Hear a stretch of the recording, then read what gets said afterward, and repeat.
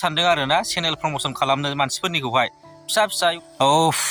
जोबोद गोजोननाय मोनदों आरो दिनैहाय सानाखैमोन जे बेबायदि गोजोननाय मोनगोन आं दिनै नोंथांमोनखौ थेंक इउ होननो फैदों आरोना आं जेसेबांखि बुङा मानो बे नोंसिनि खाथियाव आंनि सोदोबा जोबोद फिसा आरोना थेवब्लाबो आंनि गोसो गोरबोनिफ्राय थेंक इउ स' माच आंखौ बेबायदि सापर्ट खालामनायनि थाखाय आंखौ बेबायदि अननाय मोजां मोननाय आरो आंखौ इउटुबावहाय एस ए कन्टेन्ट क्रियेटार हिसाबै आंखौ आजावनायनि थाखाय बेनि थाखाय थेंक इउ स' माच आंनि गोसो गोरबोनिफ्राय आङो दिनैसिम इउटुबाव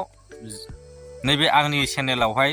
दिनैखौ लानानै 115 दिन फुरा जाबाय आरो बे 115 दिनावनो आं जेबायदि साननानै इउटुब खुलिदोंमोन बे चेनेलखौहाय जे आसाजों खुलिदोंमोन जे मिजिंखौ लानानै खुलिदोंमोन आंनि आसानिफ्राय आंनि मिजिंनिफ्राय 10 गुना बांसिन नोंथांमोना आंखौ अननाय आरो मोजां मोननाय आरो सापर्ट होदों बिनि थाखाय आंनि गोसो गोरबोनिफ्राय जोबोद गोजोननाय जासिहरबाय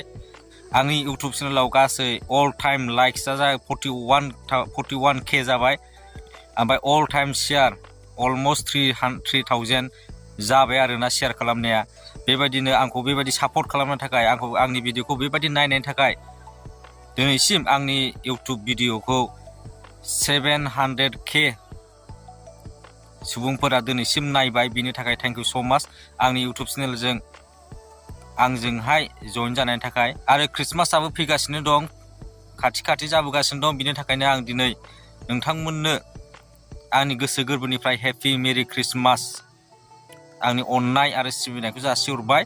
जाहाथे नोंथांमोननि न'खर नोंथांमोना गावनि जाथि खुरमा बाय बाहागिफोरजों जाहाथे आलो गोजोन मिनि रंजा जाहाथे बे ख्रिस्टमासखौ बिथांमोना गोजोनै खुंलांनो हायो आरो आं ओरैबायदिबो सानदोंमोन सप्तायाव खनसे लाइभ फैबा माबायदि जागोन बेबायदिबो सानदोंमोन ओमफ्राय थारमाने नों टाइम मिलायलायाबाबो जाया नङा होमबा ज' रायलायलायनो मोजां गाज्रि गावबा गावनि थासारिखौ गावबागाव मा खालामदों मा टारगेट लादों बेफोरबायदि मोजां गाज्रि रायलायलायनो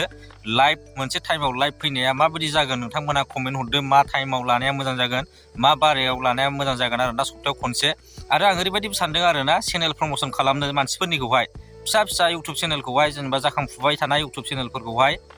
जेनेबा 1K नि गाहायनि मानसिफोरखौ जेनेबा चेनेल प्रमोसन खालामनो थाखाय आं बेफोरबायदिबो सानदोंमोन आरोना नोंथांमोना जुदि सापर्ट खालामोबा चेनेल प्रमोसन खालामनायखौबो जेनेबा लाइभ फैनानैहाय